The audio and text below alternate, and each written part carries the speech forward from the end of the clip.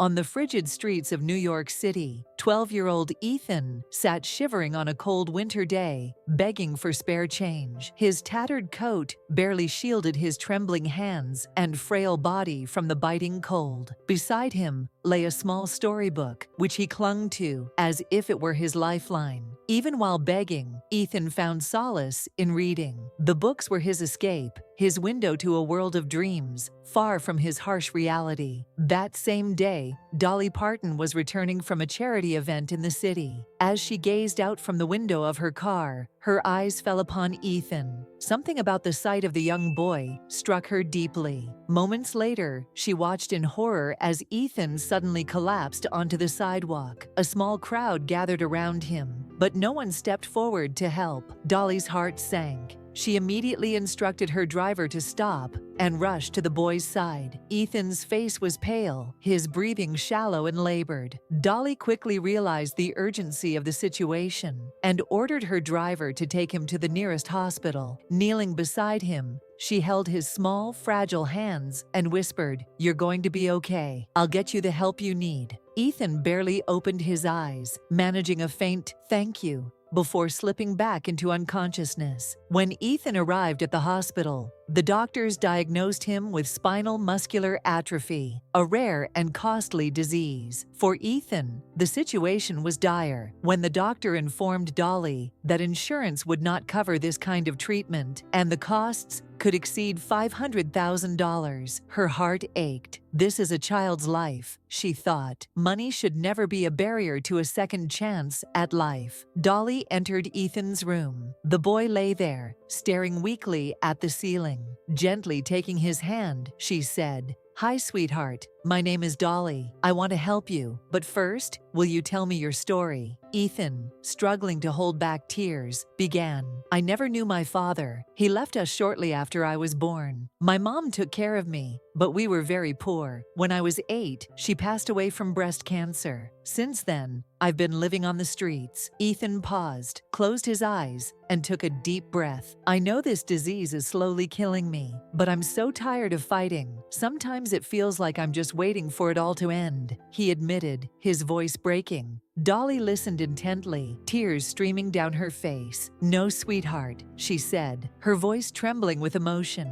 "This story isn't over. I'll fight for you." As Dolly sat beside Ethan, her eyes fell on the worn storybook in his hands. Gently picking it up, she asked, "You really love this book, don't you?" Ethan smiled faintly. "Yes, it's my only friend. Before my illness got worse, my mom used to read it to me every night. She once told me, 'Books will keep you alive, Ethan.' But now I don't even have the strength to read," he confessed. Dolly, feeling the weight of his words, held the book in her hands and said, "Today I'll read a story to you. But I promise, one day, you'll write your own story." Ethan took a deep breath and managed a small smile, though tears continued to fall. "Dolly," he whispered, his voice shaking, "sometimes I feel like nobody sees me. People walk past me on the street, like I'm invisible, just another beggar. But I'm a person. I have dreams. I want to be a doctor so that other kids won't have to go through what I'm going through. But I know that's impossible because nobody notices me." Dolly squeezed his hand tightly, looking into his eyes. "Sweetheart, the people who don't see you are the ones who don't know how to truly look. But I see you, I feel you, and I promise, together, we'll make that dream come true." A nurse entered the room to check on Ethan's condition as Dolly tried to compose herself.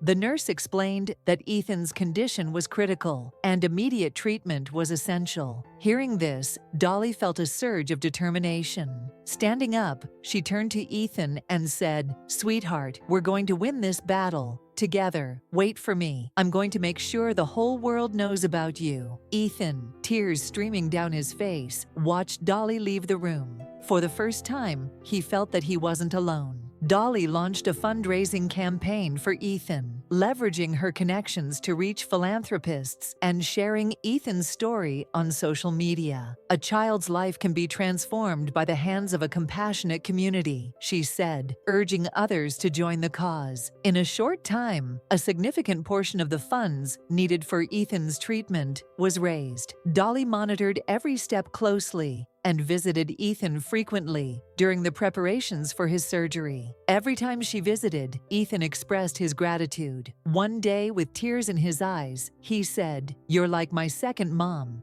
Dolly responded with a warm smile. "I've achieved many things in my life, but this story is more meaningful to me than anything else." Dolly launched a fundraising campaign for Ethan, leveraging her connections to reach philanthropists and sharing Ethan's story on social media. "A child's life can be transformed by the hands of a compassionate community," she said, urging others to join the cause. In a short time, a significant portion of the funds needed for Ethan's treatment was raised. Dolly monitored every step closely and visited Ethan frequently during the preparations for his surgery. Every time she visited, Ethan expressed his gratitude. One day, with tears in his eyes, he said, "You're like my second mom." Dolly responded with a warm smile. "I've achieved many things in my life, but this story is more meaningful to me than anything else." Ethan's surgery was a resounding success, but the road to recovery was long and exhausting.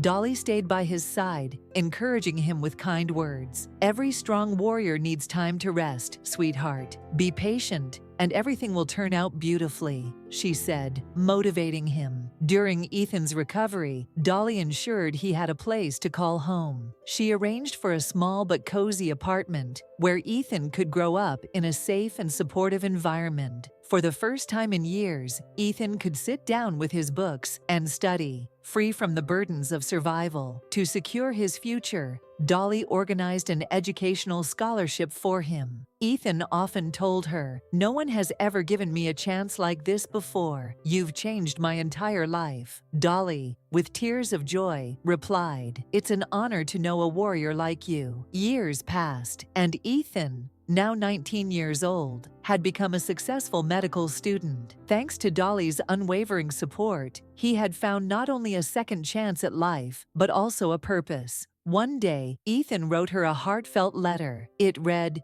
"Dear Dolly, you didn't just give me a life, you gave me a purpose. One day, I aspire to become a doctor and touch lives just like you did mine. I will never forget you. Thank you from the bottom of my heart." As Dolly read the letter, tears streamed down her face. Saving a child's life is equivalent to changing the world, she thought. When Ethan graduated and became a doctor, he reunited with Dolly on a television program to express his gratitude. "Dolly, without you, I wouldn't be here today," he said, his voice filled with emotion. This story wasn't just about saving a child's life. It was a testament to the power of kindness and compassion in transforming the world. Dolly ended the program with these powerful words, "Every small act of kindness can change a life." Ethan is the most beautiful proof of that. Ethan's inspiring story reminds us all of how precious life is and how even the smallest help can change the world. If this story touched your heart, don't forget to subscribe to our channel, like the video, and share your thoughts in the comments. Together, we can change more lives.